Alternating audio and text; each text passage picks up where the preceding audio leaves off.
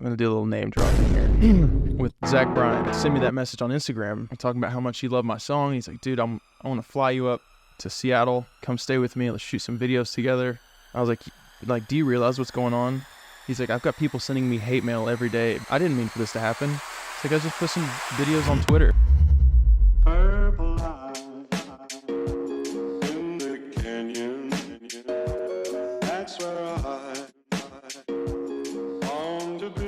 Did you dip snuff growing up? No. When did you start? No. Starting in college. It was, I was like a vapor, you know. Oh, that was like, yeah, I missed it. And, yeah, I had a buddy that used those, and I think the first time I tried one, it's like in class with them, and put it in my head. Let me see them. I've never even actually. Spinning, dude. Are they, but you didn't dip it, but did you smoke cigarettes? No. You just did vape? Just did the vape. Did the vape? Do you still vape? No. No. Is it bad for your voice, vaping? Probably. I don't know how to open this. Is it just like a regular? You got to line up the arrows on the side. What? Dude, they're great. So complicated. So it's not like a regular snuff can? ZYN. No, but I have friends that'll dip, or that do dip, and they'll put in one of those and spit it out after like 2 minutes. Dude, I feel like that's too strong for me. I'm like, whoa, what? Yeah, I feel like I'm the person that this is designed for, to not open it. Am I a child? What do you mean? You got to line up the arrows. See the little arrows on top and bottom?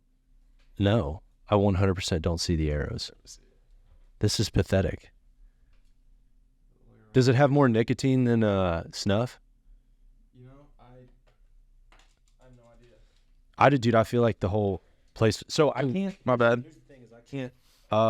I used to smoke cigarettes. Not a ton, but I chewed Red Man too. Oh yeah. If I take one dip of snuff, I'll throw up in 5 minutes. Really? Yeah, like I shouldn't do this. But it's just a pouch, huh? Yeah, it's just nicotine powder. It's non-tobacco. I would throw up in 5 minutes. Doesn't stain your teeth. Doesn't give you cancer. What do you mean? It's just a nicotine buzz. I mean, it's like non-carcinogenic. That's what it says. So it doesn't it's got nicotine in it. Yeah, but I don't know. Does nicotine itself cause cancer, or is it all the other chemicals? No, I don't think so. But yeah. I'm for sure not the guy to ask. Yeah, but fair enough. here's the spiel I'll give you on the nicotine. I think it's bad for your arteries. Really? Yeah, I think it causes arterial damage. Well, plaque buildup. We'll see. But that would make sense because there's not actually. Dude, pop one in. Dude, I'll throw up. I can almost guarantee. You can spit it out. Yeah, but once I get the spins, then you're like. Yeah, you're right. Okay, well, we'll do one. Just come on your podcast and peer pressure you. Yeah, I know, right? But here's the deal. I could always do loose leaf tobacco. All right, now we got to go through this freaking process again. Yes. I always used to do loose leaf tobacco, and this is unbelievable. Where's the arrow? Dude, okay, there's little notches. Yeah, right there. What? See, on the top and the bottom, little notch. Oh, it's like a big arrow. Yeah. Oh, I thought it was gonna be. I thought it was gonna be more concealed. Oh, it was too obvious. I just put it in my lower lip. Top lip. Why? Top lip. I don't know. It's just what it says on the can. That's what everybody does. Upper Decky. I didn't eat any lunch either, so. Oh, yeah. One of my buddies always sticks it in. Can you swallow? Would you swallow? Yeah, you swallow it. You don't spit? Nope. Huh. It's great. It's all minty. That seems weird. Have you ever done one? You want one? I feel like when everybody I did that, it feels like I looked at, like, in the camera. Did you ever do one? Yeah. ZYN, hit me up. Sponsor me. Give him one. Out here spreading the word. I don't know. So like one of my buddies does it, like he always sticks it like right here. Oh, right in the middle? In his upper lip. Yeah, he always looks like he's got like, you really don't spit. No, I swear. So weird. Dude, I have one in 24 hours a day, pretty much. That's not good. Yeah, I know, but. So you're on do you drink a lot of caffeine? Not much. I mean, a couple cups of coffee in the morning. Yeah, that's about it. Huh. I don't do many energy drinks. Maybe like one a week. Maybe, day before a show or something, I'll have one. But that's something that's changed for me big time is energy drinks. Because like, you get nervous to play at all? Depends on the show, for sure. Most of the time, no. But like, we've got the opportunity to be on shows like a couple shows like Parker McCollum, and that is just a different level How of many show. ones have you than- done with him? We've done, I think, just 2 with him. But That one was at Dickies, wasn't it? That one was at Dickies Arena, New Dude, Year's. I bet that was nuts. And insane. And it was like, thanks, man. It was like the day before that, or 2 days before that, we were playing a club show for like 90 people, you know. And then we go and we're opening for Parker, 14,000 people in Dickies Arena. And the whole time I was just like, you know, trying to build my confidence for the show. And I'm not nervous. I got this. No big deal. And we weren't on ears yet either. We're on wedges. And then step out from behind that curtain, and it's horrifying. Really? Terrifying, dude. How my nervous heart were you, is just like, how nervous were you? Were you before it? I wasn't. And then you walked Because that's out. the thing. Yeah, I was just psyching myself up. I got this. You know, I've been training for this. This is what I've been trying to do. Then you get out there and it's 14,000 people staring at you, and you're just like, don't mess up. Don't mess up. Really? Don't mess up. The whole time I was just telling myself, don't mess up. Once I got a couple songs in though, and kind of, you know, got in the groove, it was good after that. It was a blast. Did you feel it in your But voice? for sure. Okay. Oh, even going back and I listened. I'm getting anxious now. Yeah, I was listening to Yeah. people like that took some videos and stuff of us, And you're just like, and my voice is just yeah. first song, yeah. So It's stuff like that is, I definitely got a little nervous, but I don't know if people fully understand. It's not actually how many people are there is what makes you nervous. It's the fact that they're there for Parker. that too. If Makes all a those huge people difference. were freaking Slade fans, you'd probably be. I mean, sure, you'd have some nerves, but it would be like excitement. Like, oh For my sure. gosh, can you believe all these people are here? But it'd Yeah. be so much confidence. I mean, if all those people are singing the words to your songs, Bro, and yeah, game. it's no big deal. You get up there and it's just blank faces as far as you can see, and it's just yeah. Or definitely a even, little jittery Like on when you that first start playing. I know you got huge like immediately right when you started playing, so you probably haven't Yeah. played for as many empty rooms as I have. So, but like playing for an empty room is way more nerve wracking Yeah. than, or just like a few people. Than Yeah, like if a it's just like packed 3 room. people sitting right in front of the stage, Oh. yeah. Or I'll tell you, I think maybe the most nervous I've ever been for a show is hometown stuff. Mm-hmm. For like people that you know really well. Yep. You really care what they think. Yeah. Yeah, it sucks. Yeah. Because, I mean, it's one thing if it's strangers. You're like, oh, I'm never going to see this guy again in my life. But, like, you know, people that I grew up with and my teachers from school and my hometown friends and stuff. It's stuff like that's nerve-wracking still. But what do you do to like combat it? So, Just do it. because I mean, are you like a substitute? You're not like you don't like get drunk or anything. I mean, no. I mean, I Not for feel stuff like you're- that anyways. But Because a lot of people I talk to, they usually find something. it's like, I'll just get hammered. Yeah. No, it's never been my They thing. either get super high or they get super drunk. Right. I've heard about some of them doing beta blockers. What is that? I think it's like a Xanax, Oh, I gotcha. right? Yeah, I hadn't think tried a that. Xanax is a beta blocker. Hadn't tried that. But I've heard It might about work. I've heard so I heard they give you like dry mouth, which would suck for singing. Yeah.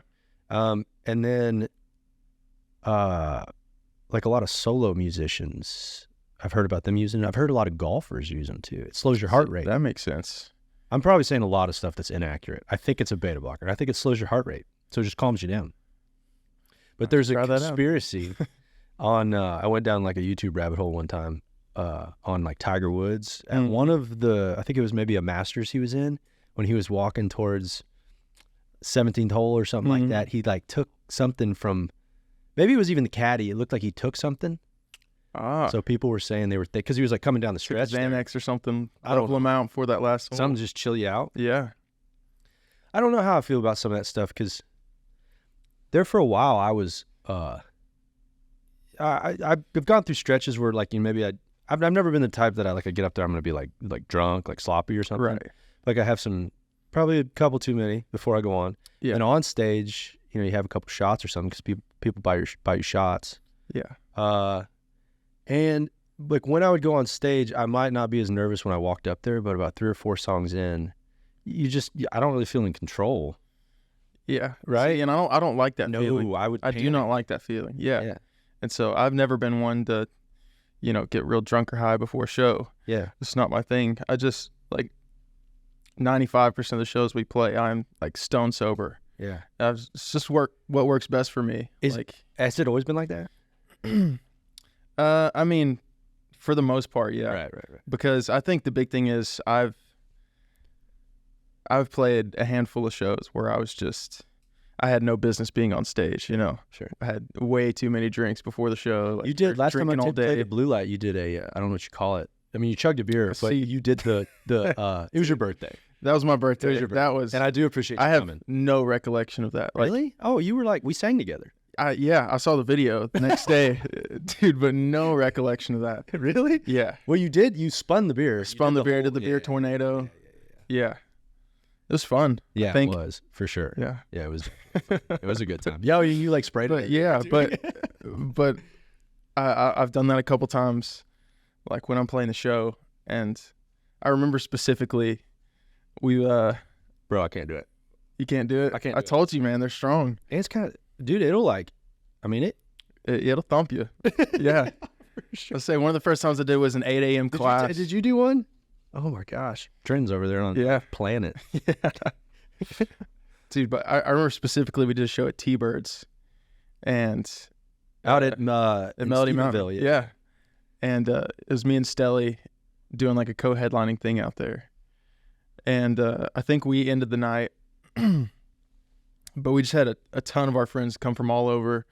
He brought up 50 or 60 people from College Station, and I had all of our friends in the area come out. And so like from the time we got there, like noon, we just started drinking, and like all of our friends were like camped out there. It wasn't during LJT or anything. It was just the show. And so, Larry Joe let us set up tents and stuff out there, and I got on stage that night, and we're going to the first song, and it starts with me just playing a guitar riff, and the band comes in, and I turn around to the band. I'm like, why are you guys playing so fast? Like, y'all are going like twice as fast as we're supposed to be. Are y'all on Click? No, Oh, this okay, is before we were on Ears or on Click. Okay. And they're like, no, you are playing You like were so slow. Yeah. Right. I was like, oh, this is not good. And I was forgetting words Oh, and that's the worst. stumbling all over the stage. Oh, really? Oh, it was bad. Work of art. Yeah, actually, Dalton came up to the stage and was like, just make it through one more song and be done. Oh, really? I was like, oh, man, this is not good. Oh, no. Yeah, it was bad. Yeah. So I've had a couple experiences like that. One at Filthy McNasty's. There's some places you have to do that, but yeah, I don't like that feeling of not being in control, and I'll always wake up the next morning and I'm just like, why did I do that? Yeah. Like, I look like such an idiot probably. Yeah. So Yeah. I don't know. I prefer to do it sober and be able to soak in the whole experience, Yeah, it makes you so much more in the moment. for sure. Because a lot of this stuff that, people do is to avoid feelings in the moment. Yeah, But like the Definitely. whole endeavor of like performing live for people is to be in the moment and to for sure. make people feel things and you feel something. And Yeah, it's like I don't want to block out those feelings. Exactly. Like, even if they're like the bad feelings, Mm-hmm. it's gonna make a good song, Yeah. Or the intuition of people is pretty strong, and I think we're putting out whatever you want to call it, not to be like too ethereal, but like you're putting out like certain vibes and stuff, Mhm. and like they can sense when you're not totally there, For sure. and it's probably less believable. Mm. Yeah, I like being in the moment and feeling it, but that's something I've discovered like in the last few years Yeah. is not trying to avoid it. No, for sure. And I mean, it works for some people though.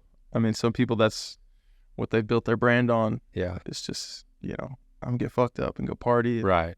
Hey, it's cool. You do you, but that's not my thing, Yeah, we definitely have gone through a stretch here in, I guess in the Texas country thing where, it's always been pretty heavy where it's, about drinking beer and partying and stuff. But Mhm. sometimes it gets to a point that it's like, is this even about music anymore? Right. Yeah. Or is this just like a booze fest? Yeah. Which is cool. And I mean, yeah. I mean, it's people eat it up though. People love it. And, I think it's okay to do every now and then, but it's just, you see some of these guys doing it 4 or 5 days a week. And I'm like, dude, how do you function? Mm-hmm. Like, how do you function? Can't do that for a long time. No. And I don't know. We'll see. Yeah. They might. You're when they can do it. How long have you like really? When did you put out your first record? We did that first EP in 2019. Yeah. So it's been quick. Yeah. Yeah, it's been good. That's the one that Kurt helped us out with. For sure. Yeah, we have the mutual buddy out there. Mm-hmm. Shout out to Kurt Reinhardt. He's the man. Snyder, Texas. Dude, yeah. Farmer, got like 1,000 kids. I think 1,000. 1,001. I think he had another one. Yeah. Yeah, you just had a kid too. I did. Got a 4-month-old little girl.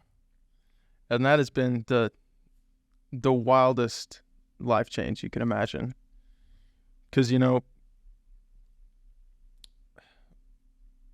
I don't know, man, with being a full-time musician and touring as my main source of income, it's just like made me reevaluate everything.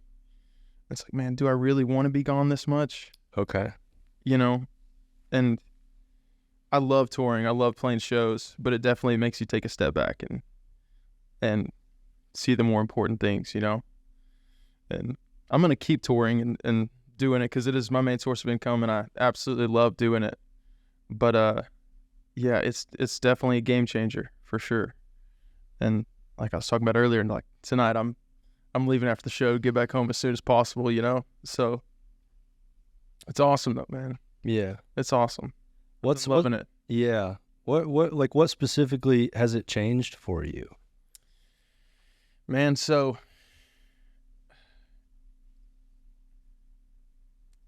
just I find myself missing home a lot more, for one, or, you know, missing her for sure.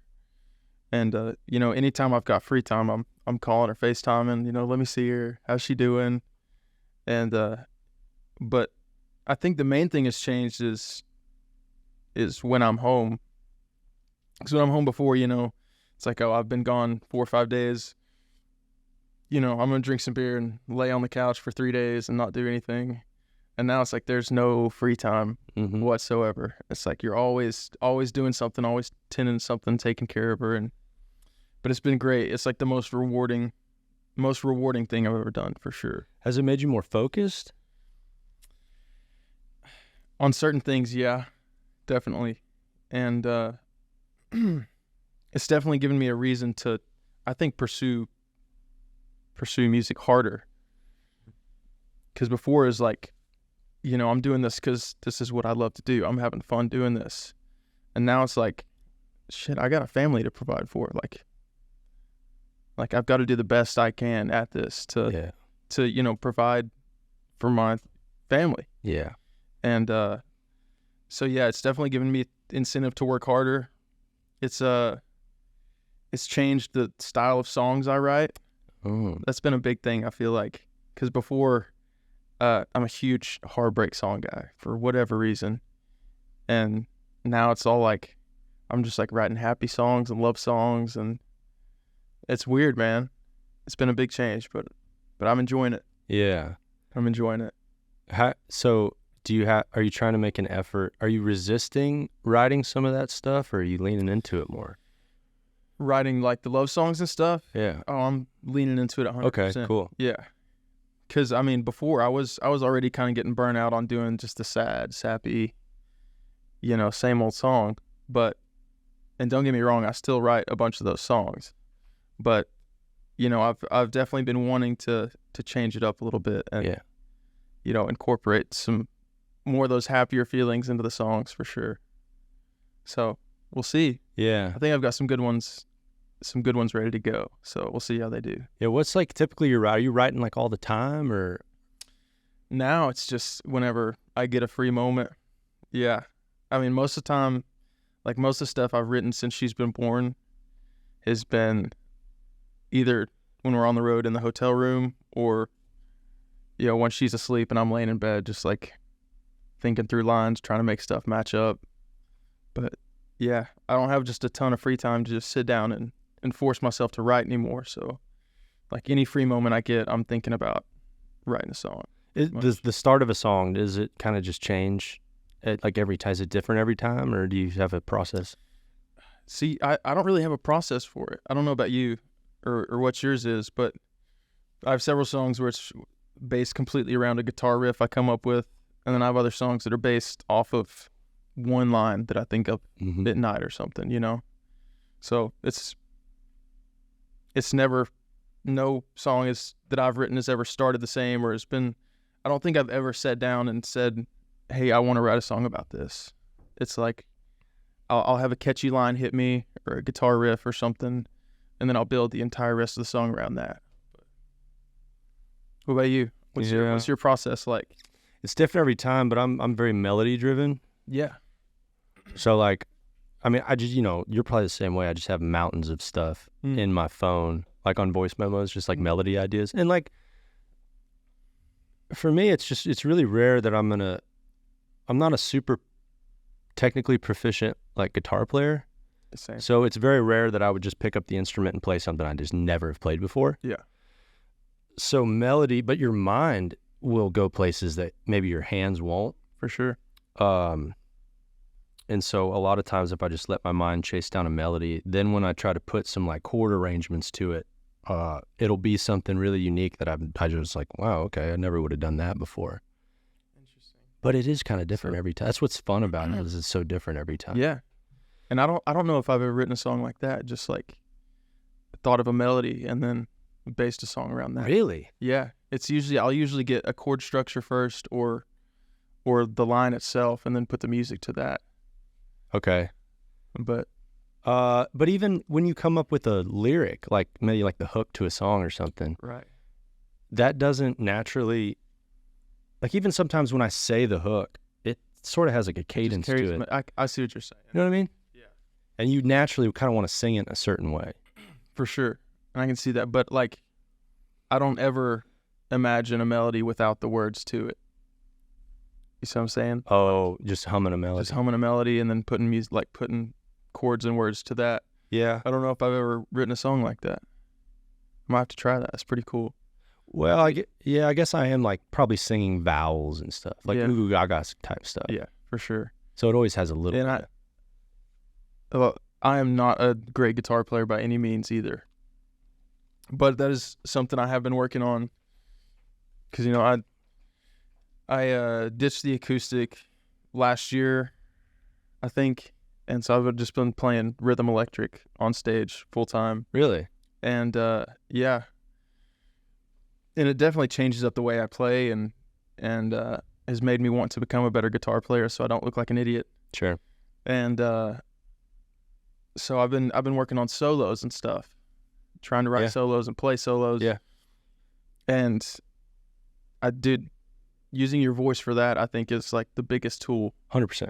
You sit down and you can hum a solo and then figure out the notes to match it. I think that's the easiest way to do it. Well, that's the exact same way of like writing a song. Yeah. Just hum, it's like sing that melody. Which is weird that I've never used that approach for writing a song, but for writing a solo. Yeah. But because you will, because it'll just make you play something that you would normally be so limited. For sure. By what you're going to play. Dude, and that's another thing too. I feel like the more you learn how to write a song and how to play guitar, the harder it is to write a song. You know what I mean? Because like when I first started, like with the songs on the EP and stuff, it was, I know 4 chords. I'm going to write some songs with these 4 chords.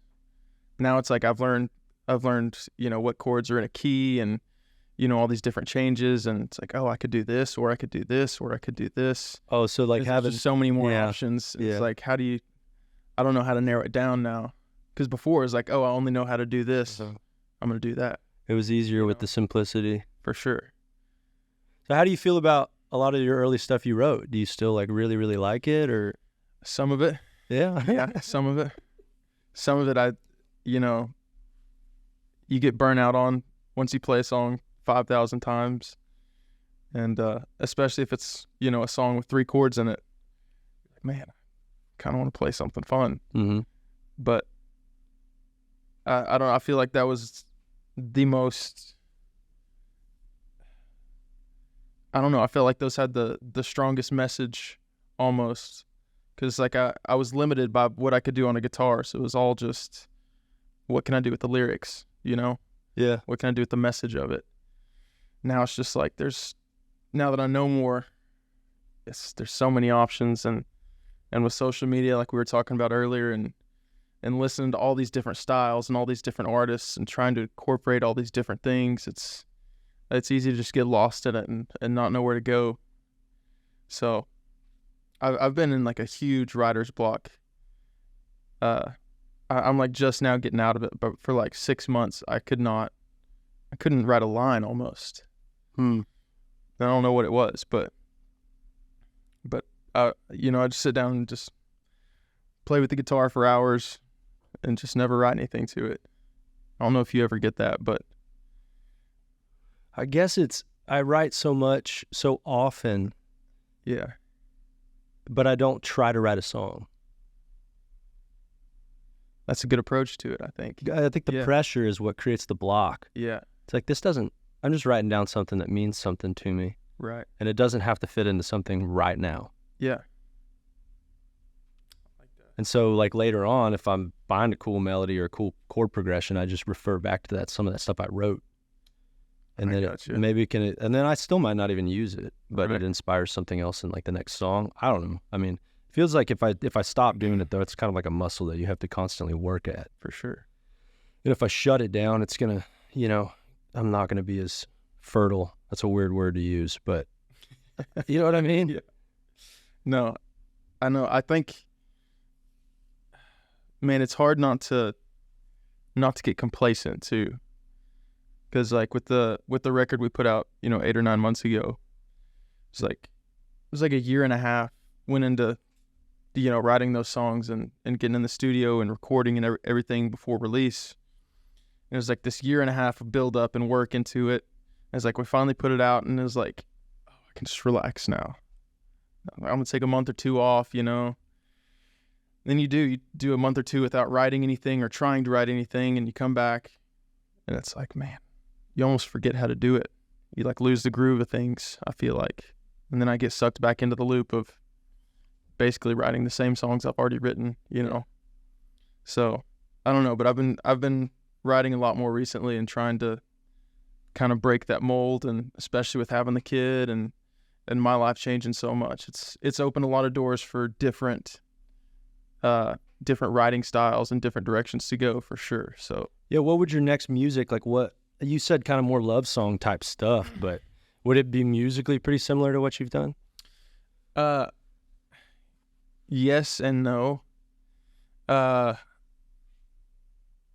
being said, I haven't got with the band to rehearse any of these new songs or, work out all the real music behind it. But I think it'll be, fairly similar to the stuff we've done. Just because, like we talked about earlier, when I go record, I take the whole band with me, and we go record, as our band. And each guy has their own individual style that kind of contributes to our sound. And so I don't think our overall sound will change too much, but definitely I think the message behind some of it and yeah, just the feel behind some of it. I'm kind of burnt out on doing the sad, feeling sorry for myself songs, you know what I mean? And so I don't know. We'll see how it goes once we get in the studio and lay the songs down, but I'm excited to definitely incorporate some happier stuff into our music. Yeah, you had mentioned to me that in previous recording scenarios, you're like writing those songs like on the way to the studio. Yeah. And I'm sure my band's been pissed off at me. Hey, that terrifies me. For that. But yeah, and a lot of it was sometimes deadlines, like you were talking about, the pressure causes the block. But sometimes it creates the songs too. Oh. Because it's like, oh, I have 2 days to finish this song. Because we would book studio time, 3 months ahead. And I'm a horrible procrastinator. I'm like, oh, I've got 3 months to finish this song. That's no big deal. And then I'd look up and it's like, oh shit, it's a week till we go into the studio and I don't have this song finished yet. And so yeah, the band would just be learning the song in the studio, and which is great because we worked with Serato and stuff, and he's a magician. And would give us recommendations and stuff, what to do, what direction to go. And so it worked out. But that is a position I don't want to put myself or the band in anymore, because it's definitely stressful. Yeah. Because I'm paying a lot of money for the studio time. Yeah, dude. Why am I doing this to myself? I should have had these songs, ready and rehearsed. And so that's another thing I'm working on. But, yeah, we'll see. When did you actually start playing? So that's a good question. So growing up, I remember being real young, probably 7 or 8, and my dad teaching me chords, G, C, D on a guitar. And I just didn't have interest in it yet, or the attention span to have interest in it. But my dad played to us, growing up, and would sing songs to us. And when I turned, I think I was 16, and I started, playing my dad's guitar and learning some songs. And I've got a huge family, 6 sisters and a brother. I didn't know that. Yeah. So, and we're all spread out ages. So I got 2 sisters that are twins. They're 5 years older than me. And they would sing a lot. My sister Kelsey is an incredible singer. And it started out me playing songs while she would sing. I'd play guitar and she would sing. And, we would just make little videos and stuff. And then it got to, I would sing backup for her. And we'd do a couple duets here and there. And I just really, really started to enjoy it. And so I started writing songs, just before I graduated high school. I started writing songs. And got up to school, Texas Tech, went for my freshman orientation. And Grant Gilbert, mm-hmm. his little brother was my roommate at freshman orientation. And I was just getting into music, and he's like, hey, my brother has a band, yada, yada, yada. It just kind of clicked. We became great friends. I went on the road selling merch for Grant for a year and a half. Mm. And this whole time I was writing songs and stuff and playing little local gigs for beer money on the weekends, basically. And I was going to engineering school at the time and hated it. And I just made the decision. I was like, I'm gonna change my major. I'm gonna go to business school. I'm gonna really focus on. I'm gonna try to get a band together. I'm gonna try to do the damn thing. Mm-hmm. And worked on that all throughout college, writing songs and recorded the EP. And it just so worked out that right as I graduated college, I was, full time on the road pretty much. So, did you drop out? No, finished. Got my Oh, degree. really? Tried to drop out. Mom was not happy. So. But yeah, I got my degree, good old business marketing degree. And my diploma's in the back pocket of the seat in my truck to this day. Yeah, you've used it a lot. A lot. Yeah, that marketing. I actually talked to Jamie at Blue Light about hanging it up behind the bar. There you go. Yeah, this is where it gets you. My office. Yeah. Man, Lubbock is a wild place for music. It's one of my favorite places to go play. It's such a hot spot, man. For whatever reason, I guess because there's nothing else to do there, and it's so far away from everything. But the music scene there is incredible. It really is. It's one of the best in Texas by far. Yeah. Oh yeah. And with Blue Light being there, it's like the songwriters venue, Yeah. And with them doing songwriter night and so many musicians coming out of there, I'm super thankful I decided to go up to Lubbock for school, and I kind of just fell into it, It wasn't something I'd ever was intending to do full time, really. Like I said, I was going to engineering school. My plan was to, get my mechanical engineering degree and, go work in an office somewhere and make a bunch of money. But then, started playing music, and I was like, this is way more fun. Yeah. So, it all worked out. So it's been good, man. Yeah. A lot of people dog on the whole streaming thing, like there's no money in it, but Mm-hmm. I mean, it's changed my life. And For sure. it's interesting for indie artists. A lot of us love streaming. Yeah. Oh yeah. I mean, you put out your first thing and sort of just rocketed up. Yeah, man. And I mean, a bunch of people like, scoff at it, but it's like, I remember when I was first starting to get the streaming checks in, and it wasn't much, but I mean, to a broke college kid who's eating ramen noodles every night, it's like, I got like a $300 check this month. Totally. Like, that's life changing. Yeah.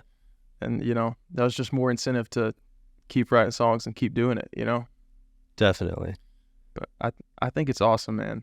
Seems like the growth on it has changed, though. Like, there was a window of time where, like, and still you can, there's people that really blow up, but like, even when I first started putting some stuff out, like the run, there was like a quicker run that I had, and now it's like, like I knew if I put out some music, I would have a certain amount of growth, mm-hmm. and now it doesn't seem quite as easy to grow. Yeah, I can see that. It's so unpredictable, man. Yeah. So unpredictable. And I've said this 1,000 times too. You never know who's going to take off, especially now with TikTok and all the social media and stuff.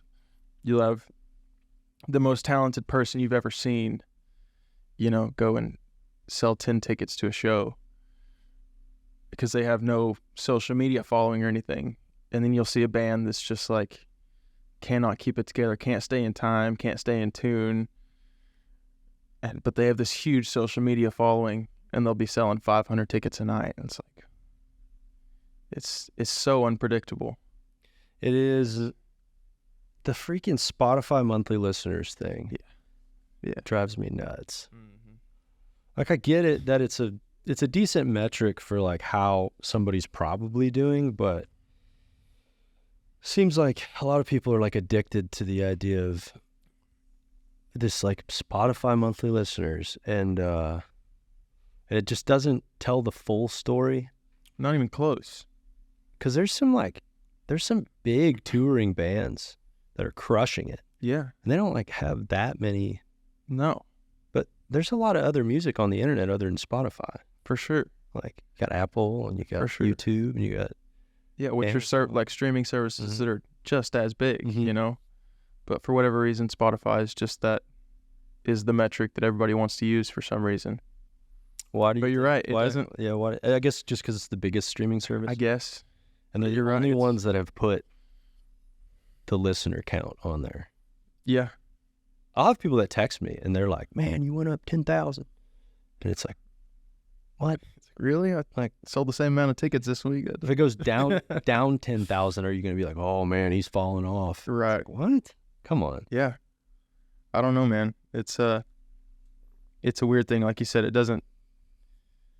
it means something, and it's good to be able to somewhat keep up with mm-hmm. progress or whatever you want to call it, but it does not tell the full story by any means. Does it like psychologically have an effect? Some of those numbers, like, I mean, social media numbers, YouTube, Spotify. Yeah, it does on me. It does for sure. Yeah, because that's something I want to be the guy that doesn't care about any of that, But like, they go hand in hand now, the music business and social media.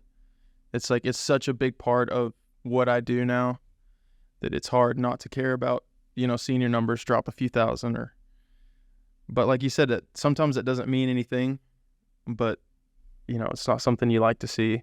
I know. It's like it's a vicious little thing where it can allow like some doubt to creep in. For sure. And they're like kind of arbitrary numbers. Because like when you're dealing with numbers that you are, it's like you drop a couple thousand monthly listeners and stuff, like in the grand scheme of it, not a big deal at all. Right. But it still just pokes at you. For sure. And it's like, you have to be, to see those numbers keep growing, you have to be constantly putting out music, which is something I've been trying to do, but it's tough, man. Unless you own your own studio and are able to just be, recording nonstop. Or have the money to be paying for studio time nonstop. Right. Yeah. It's hard. But yeah, I think it definitely does have a little bit of psychological impact on you. Yeah, we had talked about this a little while ago because you played sports growing up. Mm-hmm.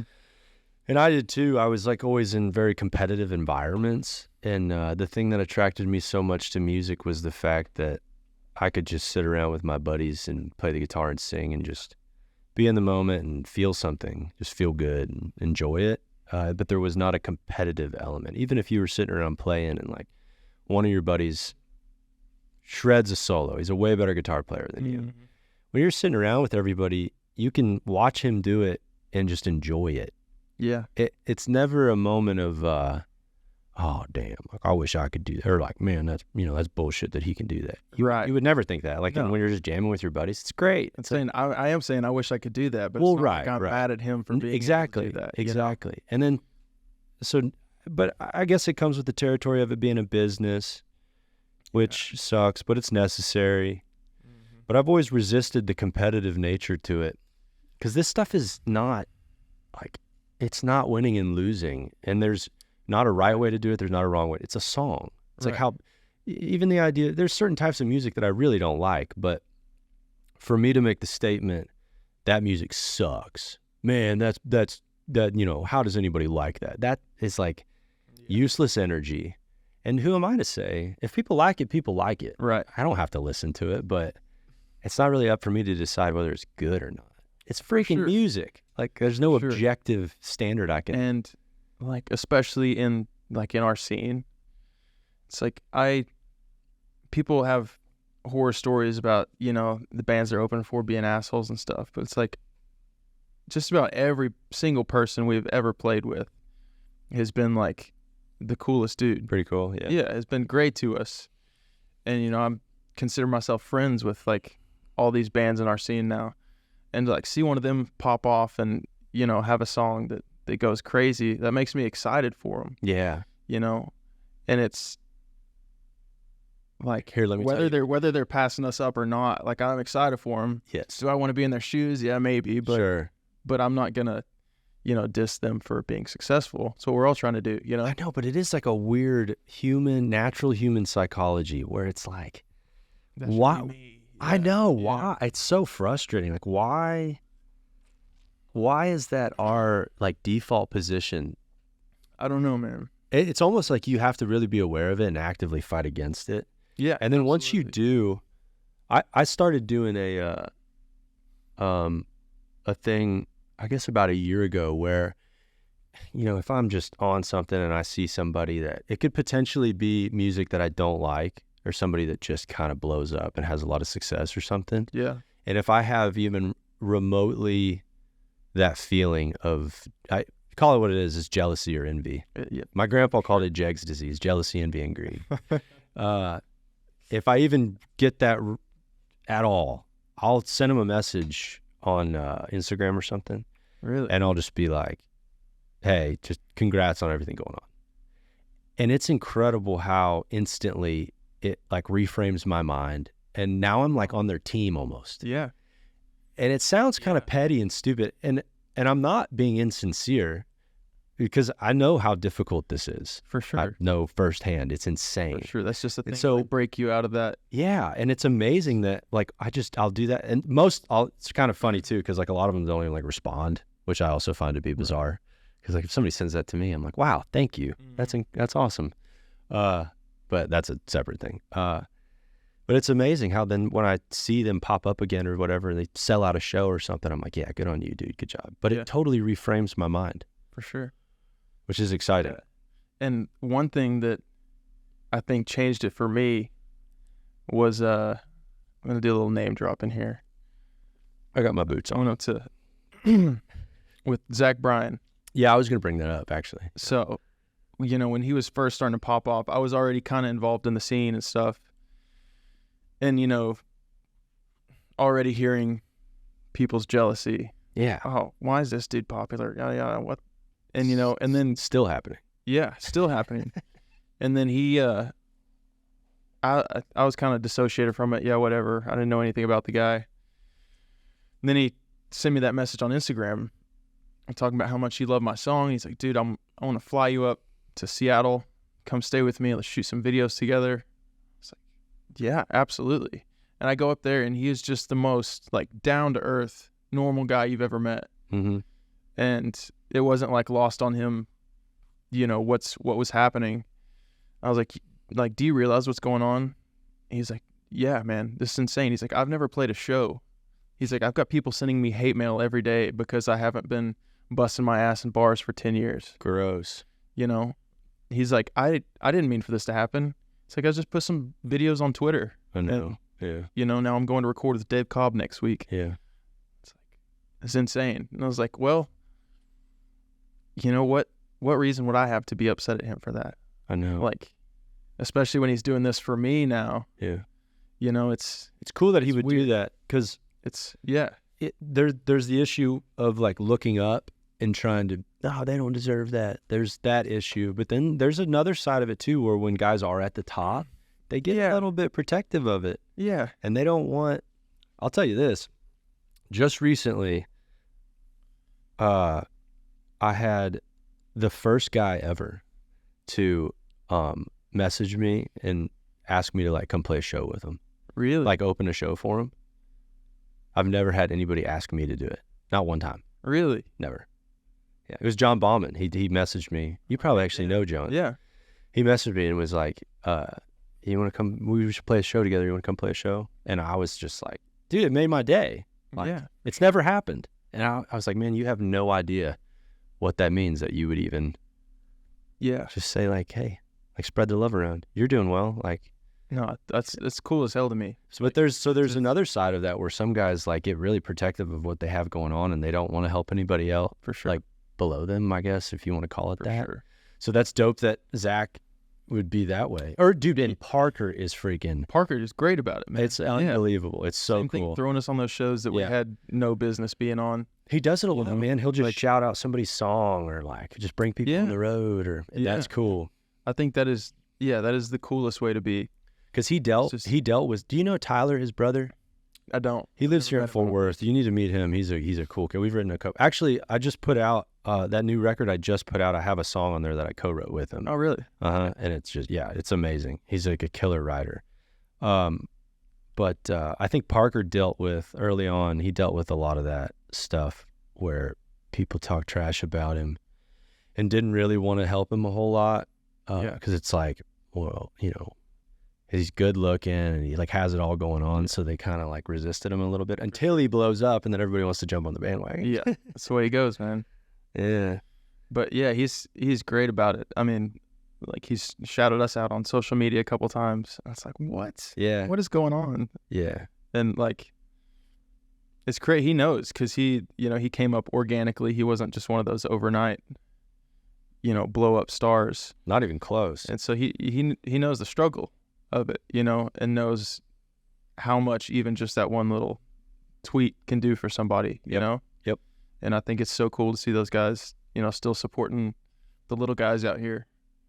Yeah, I'm pretty well tired of everybody talking about a community and, like, we're all in this together, and then behind closed doors, not a lot of people actually act like that. For sure. I'm kind of over it. Yeah. To be totally honest. I get it. Because, like, I love the Texas format, and I love the genre that we're in. It's probably not isolated. I know it's not isolated to Texas. It's just the industry stuff that makes it weird, and it makes us like we're all pitted against each other, which I find to be bizarre, which is why I'm also super excited about playing out in Lubbock. We're doing that. Is it a festival? I guess it's 2 days, isn't it? Yeah, 3 days. And you're putting it on. 3 days, yeah. Along with everything else you're Big doing. damn family jam.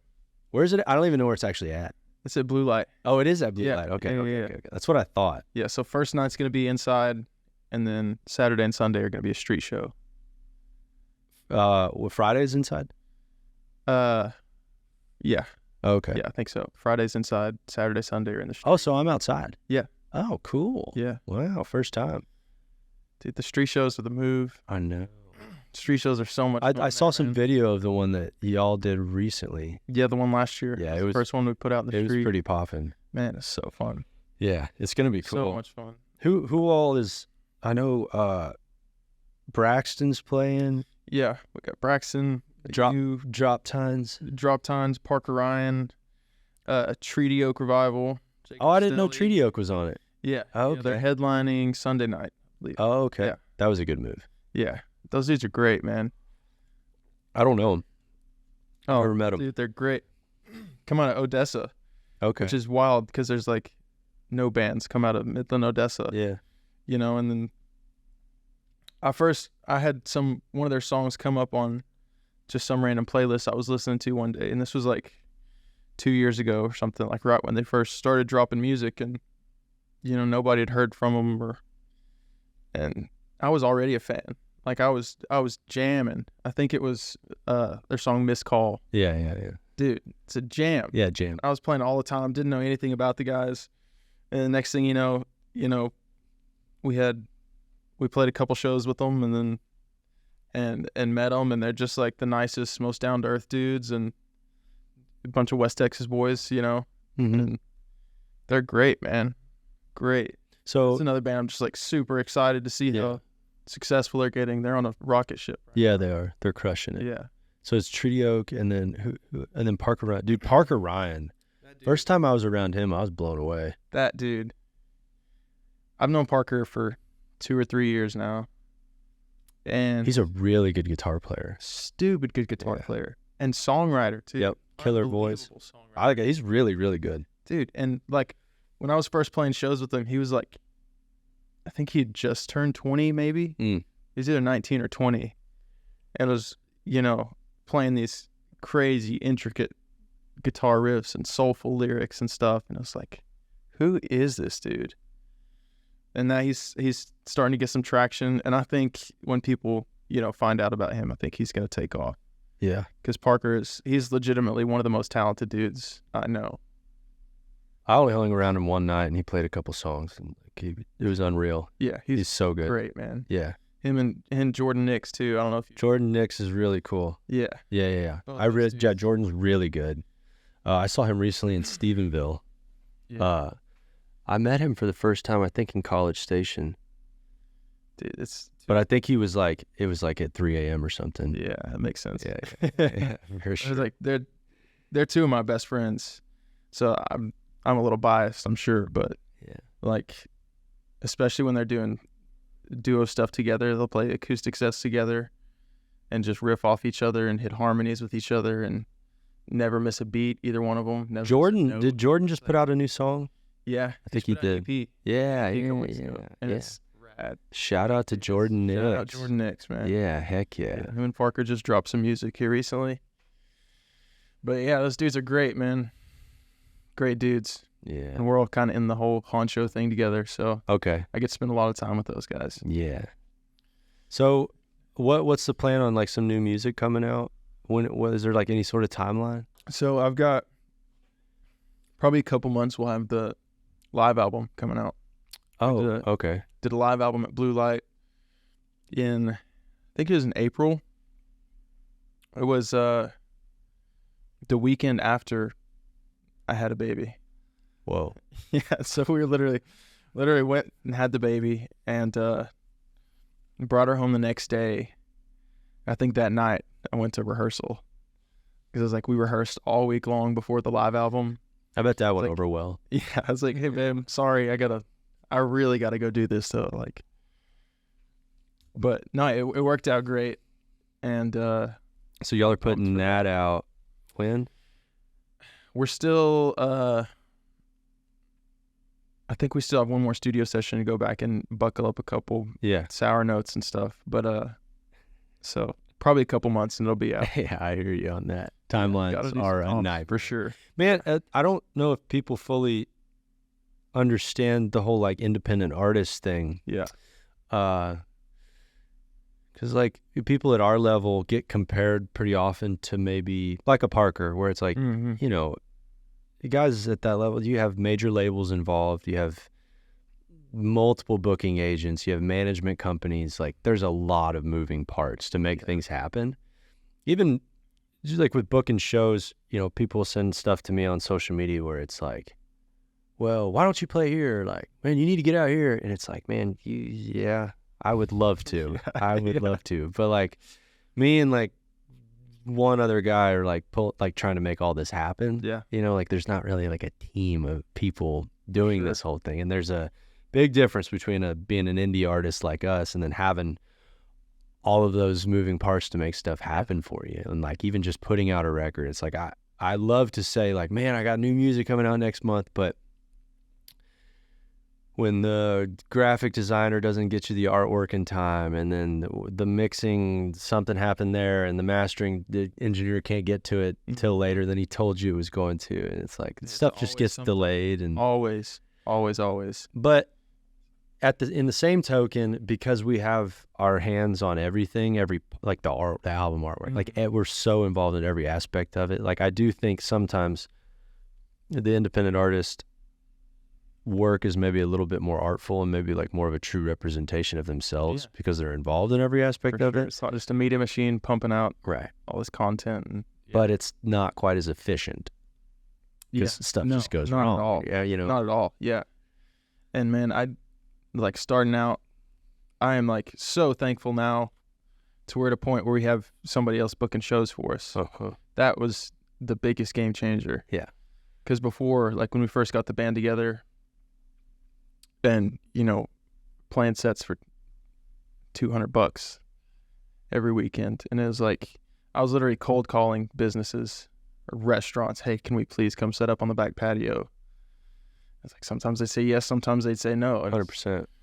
And you're living off tips half the time and stuff. And so to finally now have, a little bit of traction and just a little bit of room to breathe. And it's like, oh, okay, we for sure have this show booked. Yeah. Like it's nice. Totally. It's nice. Yeah, like when you have those first shows roll in that you didn't have to book. It's like, oh my gosh. Yeah. Incredible. Yeah, it's the best feel. It's like I made it. Yeah. Well, hell yeah, man. Well, you're playing tonight at Mags. I'm going to go over there and watch you play. Yeah, man. Yeah. I'm excited. And then see the new spot. September 1st, 2nd, and 3rd. 1st, 2nd, 3rd. Lubbock, Texas. Lubbock, Texas. Yeah. Blue Light Live. Hell yeah. Big damn family jam. Yeah. Well, here's to the indie artists, man. Absolutely, man. Let's keep doing it. Sounds good. See y'all in September. Adios.